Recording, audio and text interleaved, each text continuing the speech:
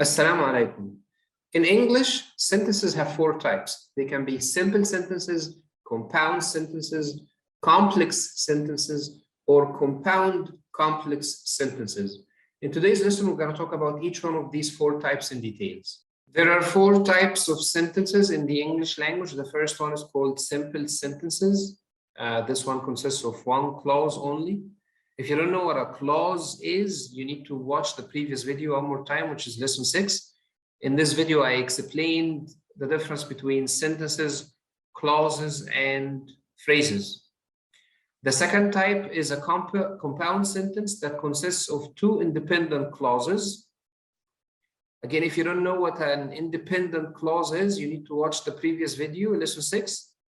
But I'm going to tell you right now, an independent clause is a clause that doesn't need further explanation. It can stand alone by itself without the need for another clause to explain it. A complex sentence has one independent clause plus a dependent clause. Okay, what's a dependent clause? A dependent clause is a clause that needs further explanation. It cannot stand alone. Finally, you have a compound complex sentence. This one has three clauses, one dependent plus two independent. This is how it works. I'm going to explain each one of these types right now in details. Okay, we start with a simple sentence first. A simple sentence usually consists of a subject and a verb, like this example. Fresh water boils at 100 degrees Celsius. So you have a subject, fresh water, and you have a verb, boils, and that makes a simple sentence or a clause. A simple sentence could have a compound verb, like two verbs, like this example. Fresh water boils at 100 degrees Celsius and freezes at 0 degrees Celsius. So you have boils and freezes. That's a compound verb, two verbs, but it's still a simple sentence. A simple sentence could have a compound subject. Ahmed and Ali work together. Two subjects, but it's still a simple sentence. A simple sentence could have a compound subject and a compound verb. Like this example, fresh water and salt water don't boil and don't freeze at the same temperature. You have two subjects, fresh water, salt water, boil and freeze, but it's still a simple sentence. Okay, let's continue. What's a compound sentence then? A compound sentence can be formed using four ways.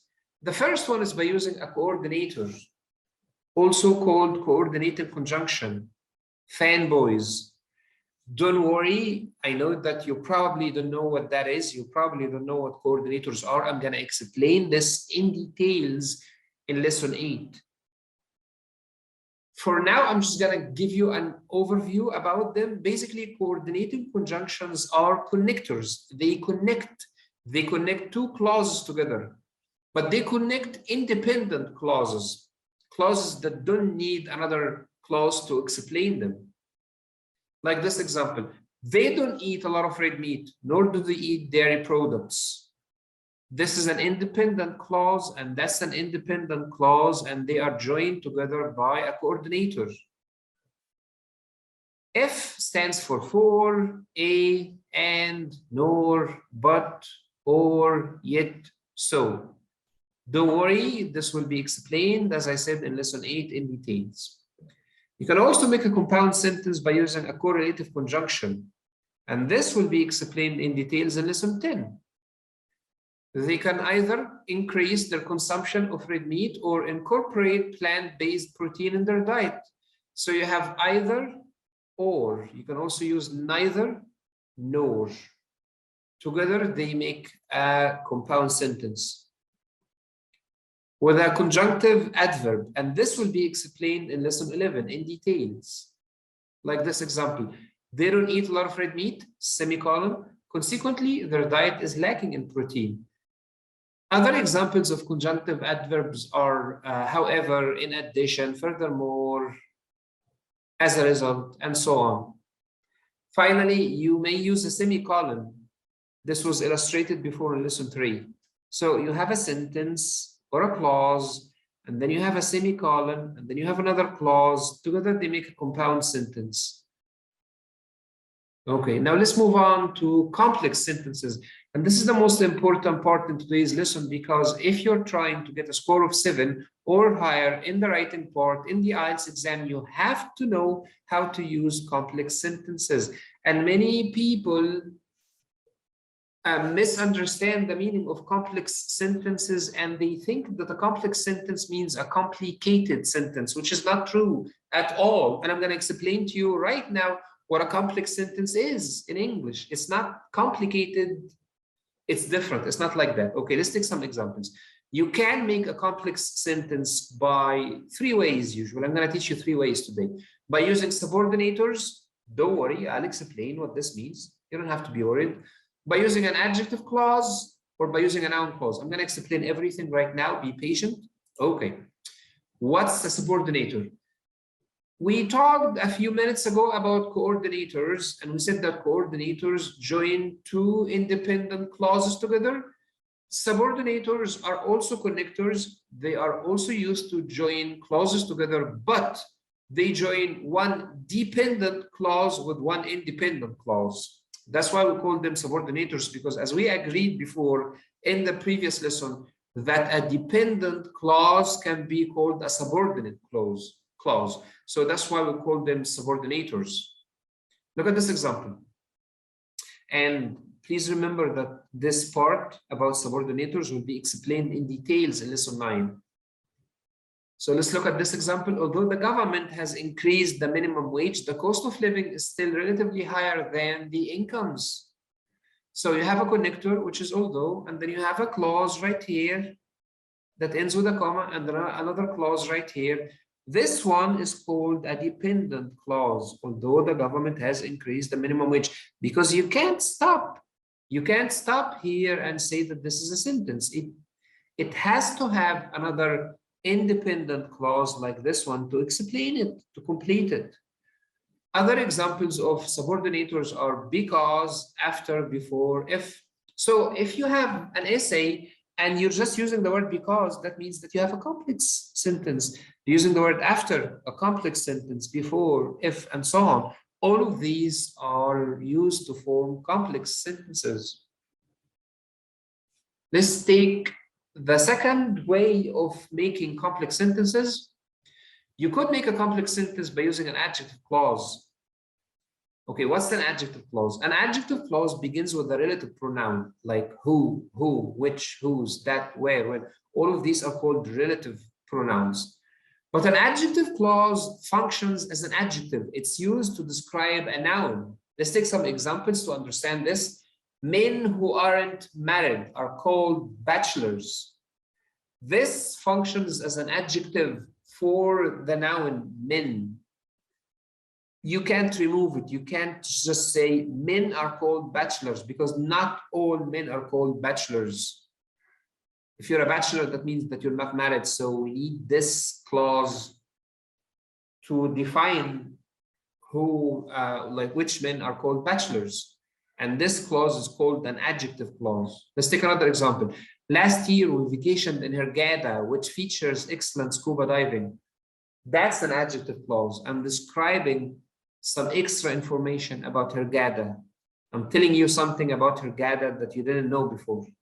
We're using a comma here. Did you notice this? Did you also notice that we didn't use commas here and there? Do you want to know why? I'll tell you why in a few seconds. Be patient. I apologize to the woman whose coffee I spilled. Look at that. I'm describing the woman. Which woman did I apologize to? The one whose coffee I spilled.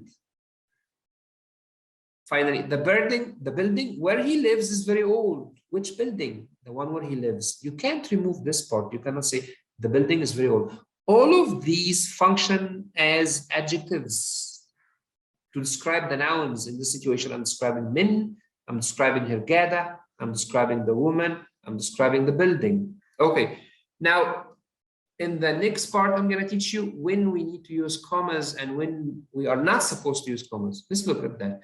Adjective clauses can have 2 types, a non-defining clause and a defining clause. A non-defining clause does not define the noun that comes before it. extra, it's not essential, it can be removed and the sentence will still make a perfect sense. Look at that. Susan, who's a well-known social activist, is a brave woman. I'm not defining Susan because Susan is actually a name and names don't need further definition. If I say Susan, you know who Susan is because I said her name. I didn't say a woman. I didn't say a lady. I said Susan. So that's enough definition. So what comes after a name is not a definition because a name doesn't need any further definition. This is more like extra non-essential information. To indicate that this is not essential information, we use commas, one before, one after. Here's another example. Jack, who's my friend, lives abroad. You can definitely remove this part. You can say Jack lives abroad. The sentence is easy to understand. It doesn't need any further explanation. Now I'm telling you some extra information. Jack is my friend and he lives abroad. Now, what's a defining clause? A defining clause is one which is essential. It's used to define the noun that comes before it. The book which you gave me was very interesting. We can't say the book was very interesting. What book are you talking about? Why did you use the word there? I don't know what book you're talking about. If you tell me this piece of information, if you tell me the book was interesting, I have to ask you, which book are you talking about? And then you say the one that you gave me. So I can just put it in the sentence and say it in the beginning, like in the start. I say the book which you gave me was very interesting. So because I cannot remove this part, then I cannot use commas. Let's practice this. You want to practice this? You want to do some exercises to learn how to use commas and how not to use commas? Okay. Look at these sentences here from 1 to 6, right? And decide if you need to use commas or not. In some situations you do, and in some situations you don't have to use any commas. I'll give you a few minutes.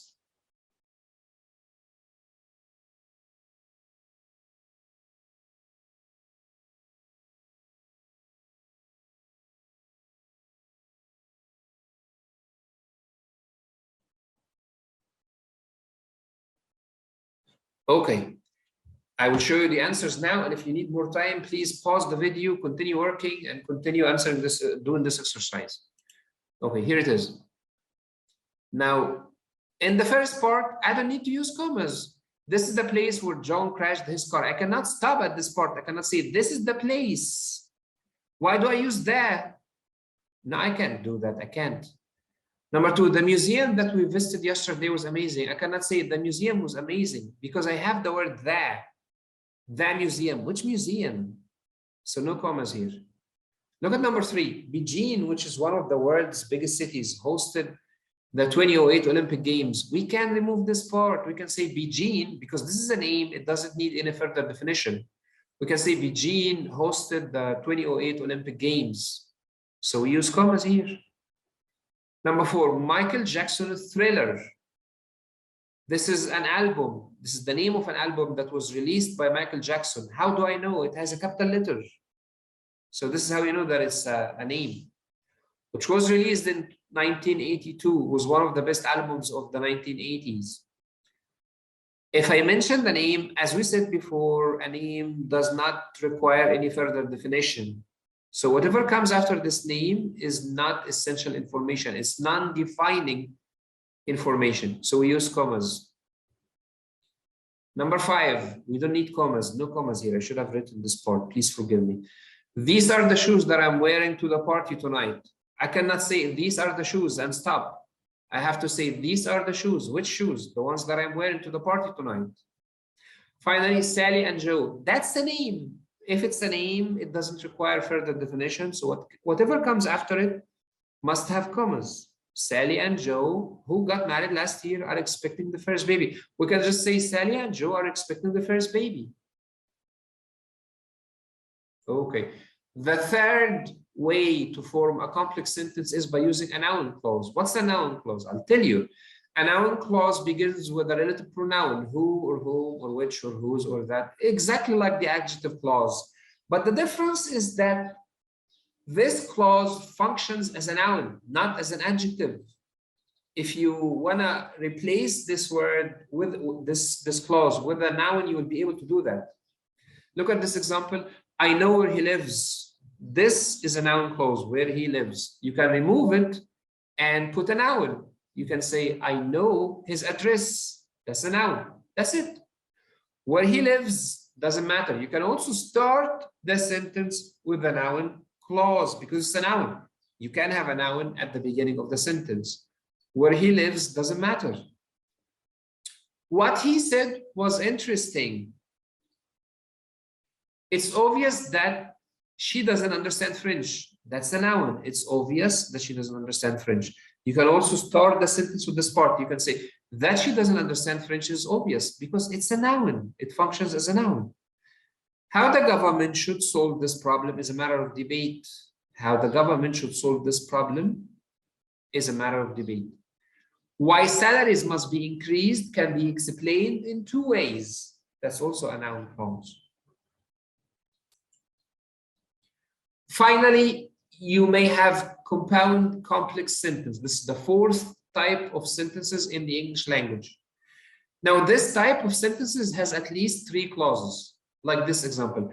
I wanted to travel after I graduated from college. However, I had to go to work immediately. So you have a clause here, I wanted to travel, right? That's an independent clause. After I graduated from college, that's a dependent clause because you cannot have it alone after I graduated from college. However, I had to go to work immediately. I had to go to work immediately. That's an independent clause. So you have one independent clause, one dependent clause, one independent clause. This is how it works. Here's another example. After I graduated from college, I wanted to travel, but I had to go to work to save some money. So you have after I graduated from college, that's a dependent clause. I wanted to travel, that's an independent clause, but I had to go to work, that's an independent clause. As you can see, if you want to make a compound complex sentence, you have to have two connectors. After, however, here in this situation, after and but in that situation. Let's take another example. Because grammar is easy, this is a subordinator. And we're going to explain that in details. And that's a dependent clause. I learned it quickly. That's an independent clause. But this is a coordinator. We're going to explain it also in a future lesson. It took me some time to master writing. That's an independent clause. So all of these are examples of a compound complex sentence. Okay, now you may have more than three clauses in a sentence, but please, if you're still a beginner when it comes to the process of writing, do not try to write more than three clauses in one sentence. Don't do that.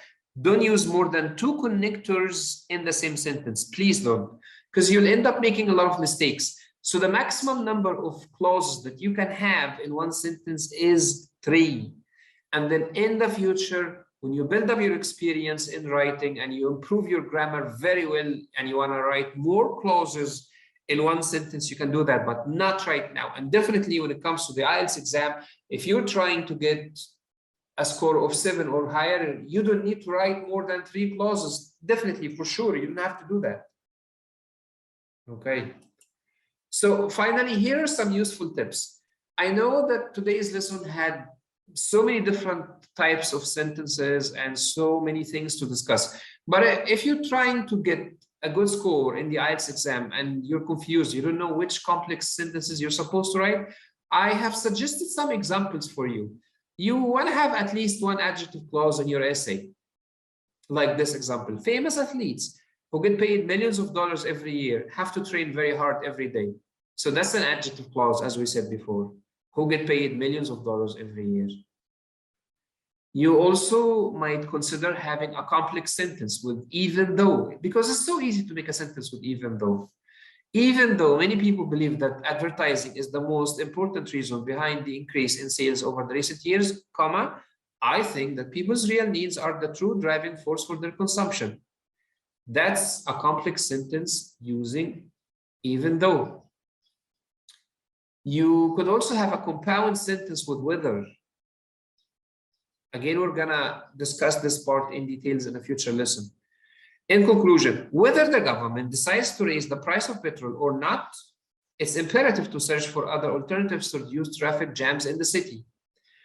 Finally, you could have a complex sentence with because, but you need, like, you can start the sentence with it, and you want to make sure that you complete the sentence in a grammatically correct way. Look at this example. Because learning languages is essential for having a successful career nowadays, comma. Yeah, don't forget about that. Don't forget about this sentence. It's highly recommended that children start learning foreign languages at an early age. If your essay includes each one of these examples, then you have a variety of complex sentences and you should be able to get a high score in the IELTS exam. I hope today's lesson was useful, and I'm going to meet you in the next lesson, inshallah. Have a nice time.